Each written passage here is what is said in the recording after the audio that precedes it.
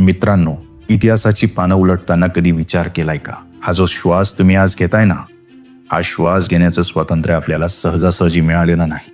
त्याची किंमत काय होती? 16व्या शतकाचा तो काळ आठवून बघा.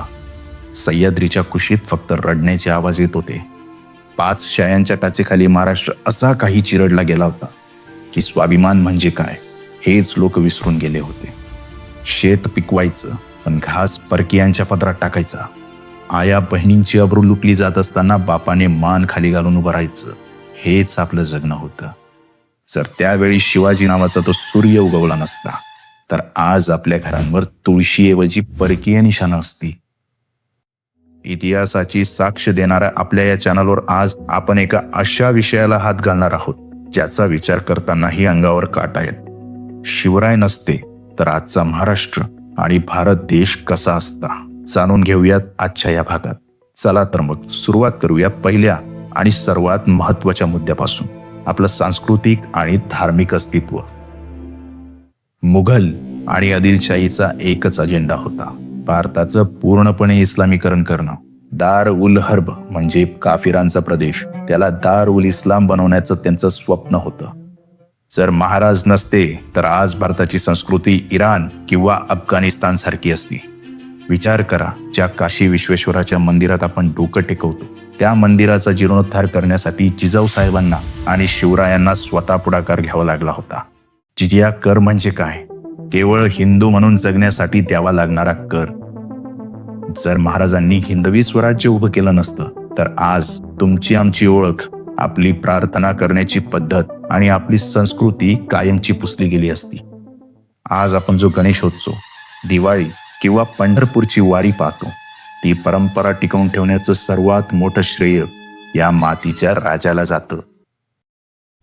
भाषेबद्दल तर आपण कधी गांभीर्याने विचारच करत नाही, पण त्या काळी मराठी भाषा फक्त उंबरड्याच्या आत उरली होती. राज दरबारात, हिशोबात, पत्रात सगळीकडे फारसी आणि उर्दू शब्दांचा सुळसुळाट होता. विचार करा, आज जर आपल्याला आपल्याच भाषेत बोलण्याची परवानगी नसती तर.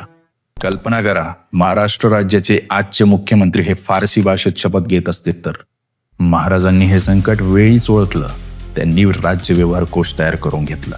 मजालसला सभा म्हटलं गेलं, आबदारला पाणी म्हटलं गेलं. त्यांनी केवळ परकीय आक्रमकांना नाही तर परकीय शब्दांच्या आक्रमणालाही परतवून लावलं. जर महाराजांनी हे पाऊल वेळीच उचललं नसतं तर आज आपली मातृभाषा मराठी नसून ती उर्दूची एखादी स्थानिक बोलीभाषा उरली असती. आपली देवनागरी लिपी आज फक्त संग्रहालयात पाहायला मिळाली असती.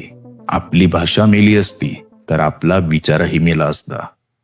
महाराजांची दूरदृष्टी समजून घ्यायची असेल तर त्यांच्या आरमाराकडे बघा.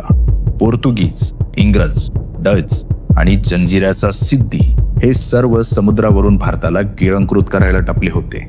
एका डोंगराळ भागात राहणाऱ्या राजाला नौदलाची गरज का भासावी? कारण त्यांना ठाऊक होतं, ज्याचं आरमार त्याचाच समुद्र. त्यांनी कल्याण, पेन आणि भिवंडीत स्वतःची जहाजं बांधली. परकीयांच्या तंत्रज्ञानाला गनिमी कामाने उत्तर दिलं. जर महाराजांनी हे आरमार उभं केलं नसतं तर इंग्रजांनी भारताला 1818 मध्ये नाही तर 16व्या शतकातच गुलाम केलं असतं. आज ज्याला आपण भारतीय नौदल म्हणतो त्याचा पाया 400 वर्षापूर्वी एका सह्याद्रीच्या राजाने रचला होता. जर महाराज नसते तर औरंगजेबाला दक्षिण जिंकायला काहीच वेळ लागला नसता आणि आज नकाशावर हिंदुस्थान नावाचा देशच नसता. महाराजांच्या आधीचा काळ म्हणजे वतनदारांचा सुळसुळाट. रयतेचं रक्त पिणारे सावकार आणि वतनदार यांचा मनमानी कारभार होता. महाराजांनी काय केलं? महाराजांनी वतनदारी मोडीत काढली. शेतकऱ्यांच्या मालाला किंमत दिली. रयतेच्या भाजीच्या देठालाही हात लावू नका ही आज्ञा देणारा जगातला सर्वात पहिला राजा होता. दुष्काळ पडला की सारा माफ करायचा आणि शेतकऱ्यांना बी बियाणं पुरवायचं. ही पद्धत महाराजांनीच सुरू केली. आश्चर्याची गोष्ट म्हणजे महाराजांच्या 50 वर्षाच्या कारकिर्दीत एकाही शेतकऱ्याने कर्जबाजारी होऊन आत्महत्या केल्याची नोंद नाही. जर महाराज नसते तर आजचा बळीराजा कधीच उभा राहू शकला नसता. त्यांनी शेतकऱ्याला मालक बनवलं, गुलाम नाही. स्त्री सुरक्षेचा विषय निघाला की आजही महाराजांचं नाव घेतलं जात. रांझाच्या पाटलाने एका स्त्रीची अब्रू लुटली होती तेव्हा महाराजांनी त्याचे हातपाय तोडण्याची म्हणजे चौरंगा करण्याची शिक्षा दिली होती. हा धाक एवढा मोठा होता की स्वराज्यात शत्रूची स्त्री जरी सापडली तरी तिला माते समान मानून सन्मानाने परत धाडलं जात होतं. आज जेव्हा आपण आपल्या आजूबाजूला होणारे अत्याचार पाहतो तेव्हा तीव्रतेने जाणवते की आज पुन्हा एकदा स्वराज्याच्या त्या कायद्याची आणि त्या शिस्तीची गरज आहे. जर महाराज नसते तर या मातीतल्या आया बहिणींची सुरक्षितता केवळ स्वप्न म्हणून उरली असती. महाराजांनी केवळ युद्ध केली नाहीत तर त्यांनी एक सिस्टम उभी केली. अष्टप्रधान मंडळ हे त्याचं उत्तम उदाहरण होतं. त्यांनी सत्तेचं विकेंद्रीकरण केलं. पद देताना जात किंवा धर्म नाही तर फक्त कर्तृत्व पाहिलं. मदारी मेहतर असो, जीवा महाल असो किंवा पहिरची नाईक, 18 पगड जातींना त्यांनी एका धाग्यात गुंफलं. आज आपण जातीपातीवरून भांडतोय, पण विचार करा त्या काळी महाराजांनी स्वराज्यासाठी सर्वांना कसं एकत्र आणलं असेल. जर त्यांनी हे केलं नसतं तर आपण आजही आपापसात लढत राहिलो असतो आणि परकीय आपल्यावर राज्य करत राहिले असते.